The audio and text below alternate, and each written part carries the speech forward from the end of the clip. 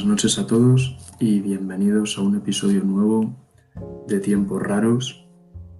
El episodio de hoy tratará sobre la primera guerra civil de la República Romana, pero antes de empezar me gustaría comentaros que muy probablemente cree un Instagram y un Twitter para estar en contacto más directo y poder hacer encuestas y preguntas sobre qué tipo de cosas os gustaría ver, bueno, más bien escuchar en el podcast.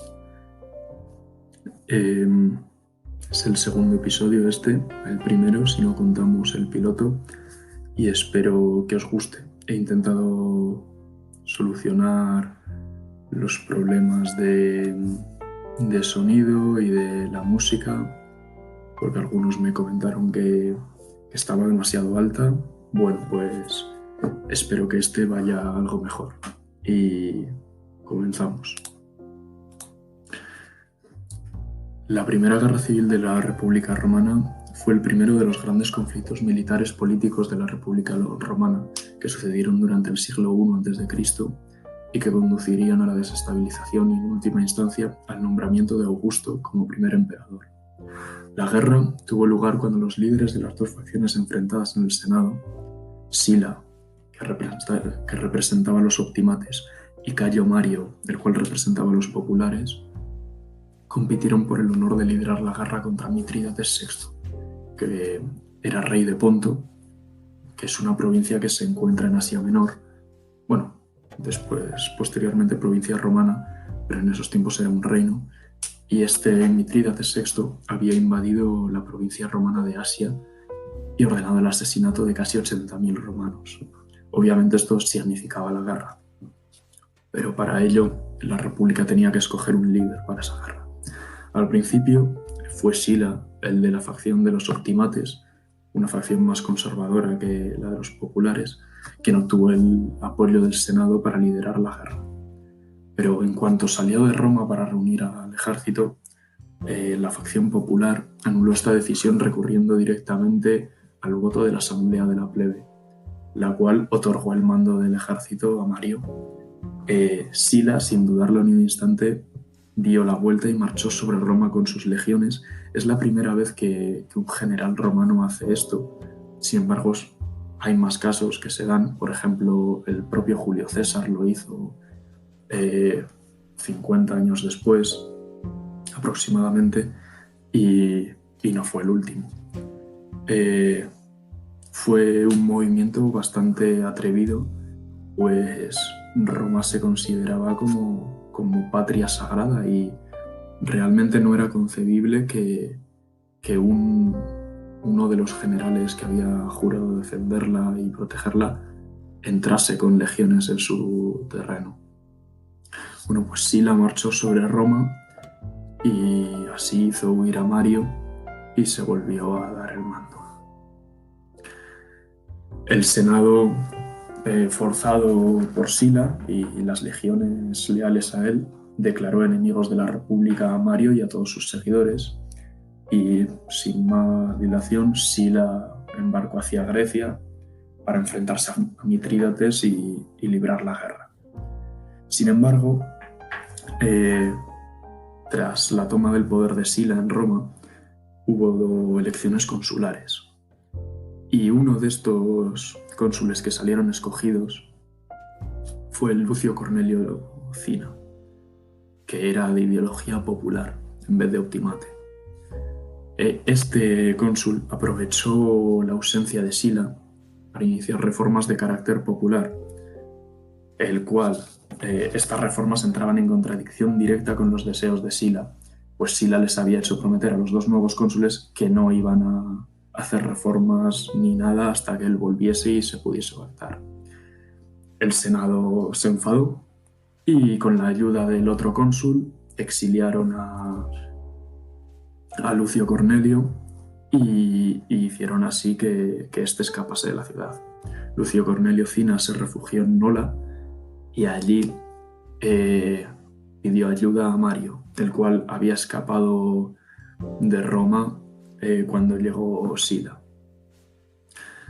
Mario volvió y juntos tomaron Roma, se hicieron nombrar cónsules e iniciaron una represión bastante cruda y sangrienta contra la facción de los optimates.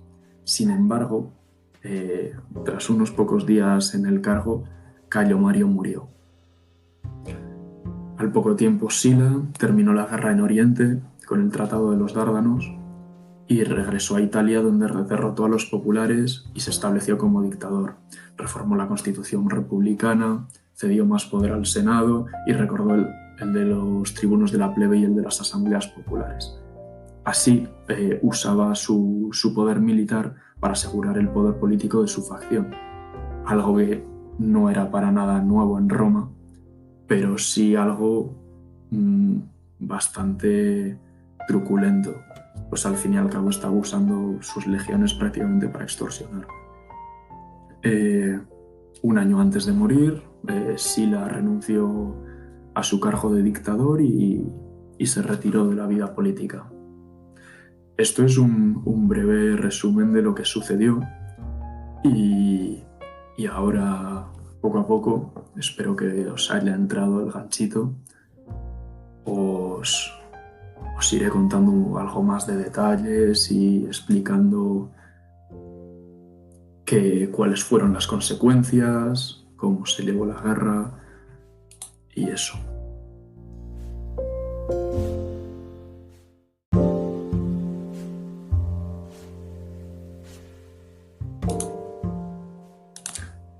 Bueno, pues como os decía antes, vamos a profundizar un poco más en el tema y nos situamos en el plano temporal. Nos encontramos a principios del siglo I a.C.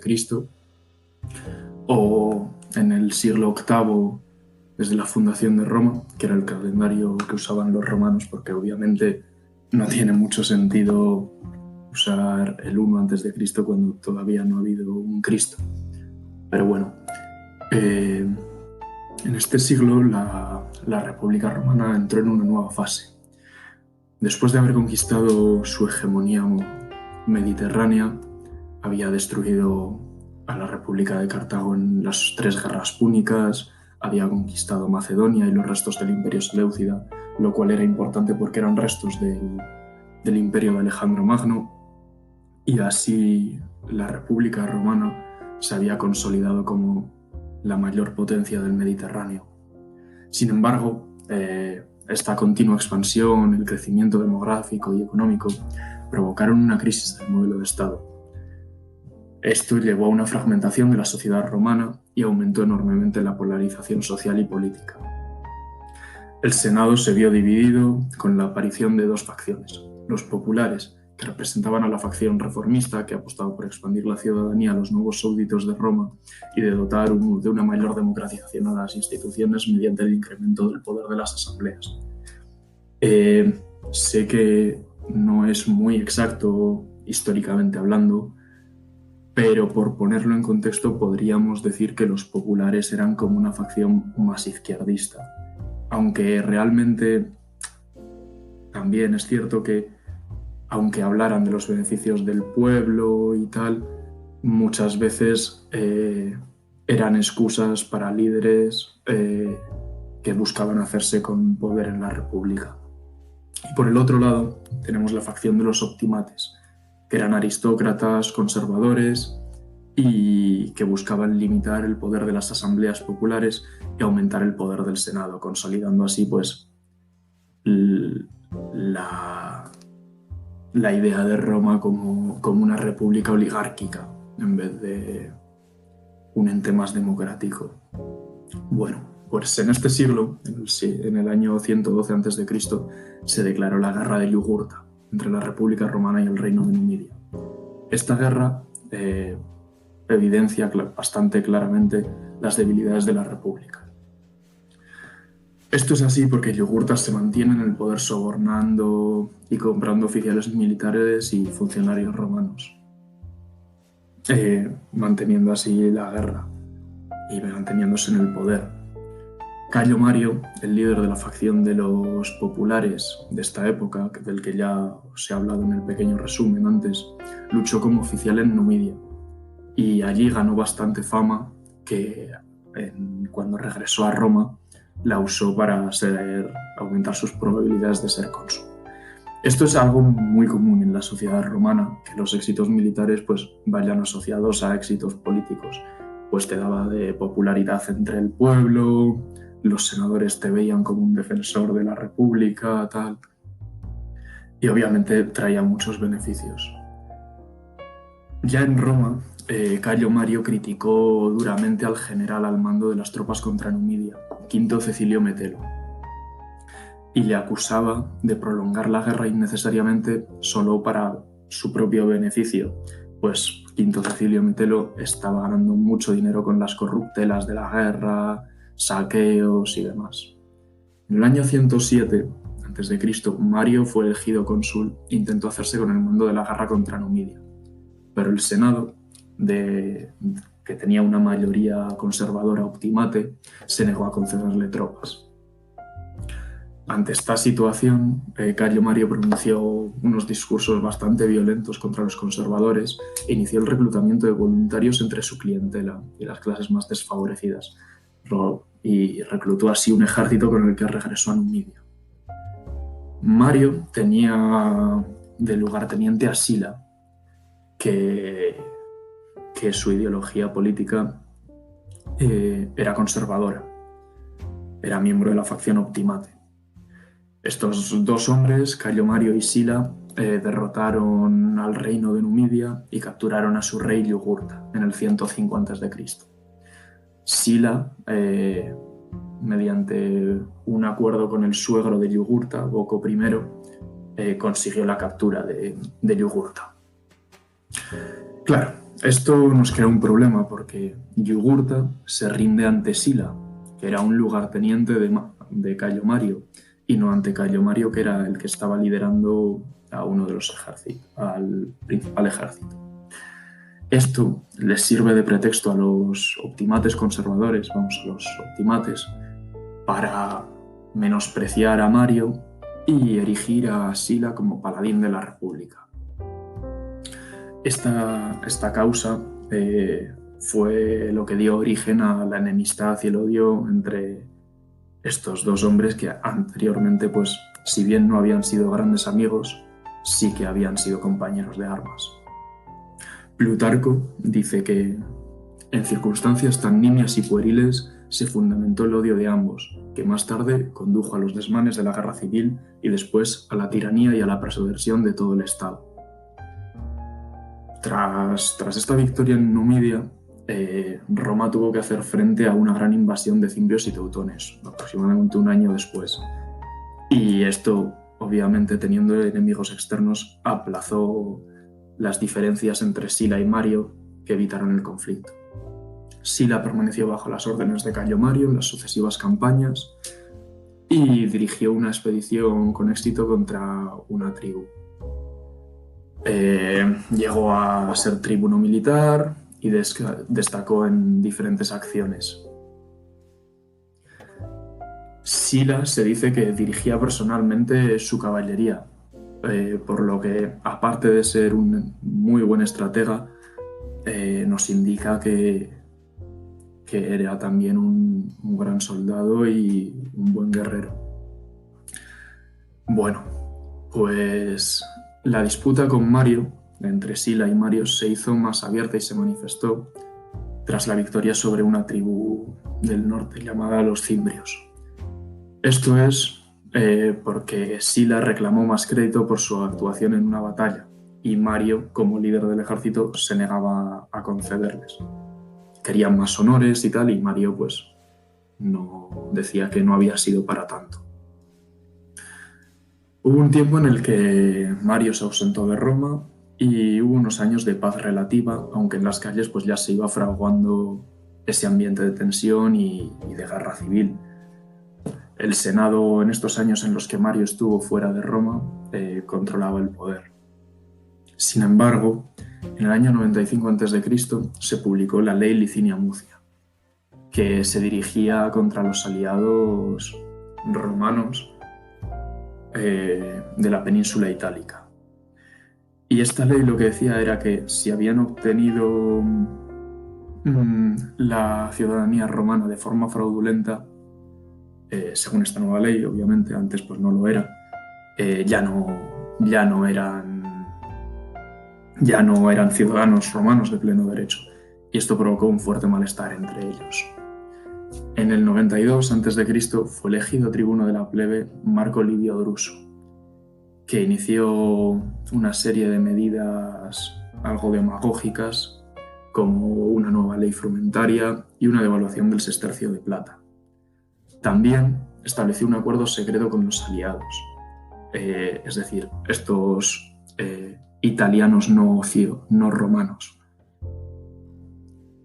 y les prometió el derecho de ciudadanía a cambio de que corriesen con los gastos de una nueva distribución de tierras. Y esto lo desaprobó el Senado y fue asesinado, lo que desencadenó una guerra entre Roma y sus aliados itálicos, lo que se llamó la Guerra Social. Esta guerra social terminó con la victoria romana y revocaron muchos de los derechos que se habían ido concediendo con los años a estos principales aliados. Tenemos ya el escenario montado para la guerra civil con la sociedad ampliamente dividida y polarizada, acaba de terminar una guerra entre la ciudad de Roma y sus colonias y sus antiguos aliados, y el ambiente en la península itálica está muy caldeado. Es necesaria tan solo una chispa para que comience todo.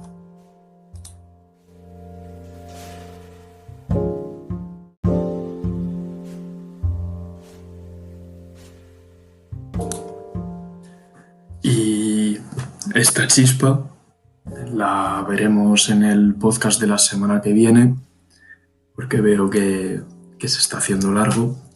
Espero que os guste y bueno, continuaremos con esta historia en el próximo podcast. Así que muy buenas noches a todos y espero que lo hayáis disfrutado.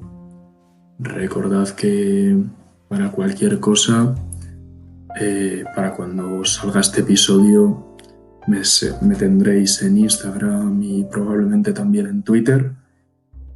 Así que estaré encantado de contactar y recibir vuestras opiniones. Un abrazo enorme y nos vemos la semana que viene.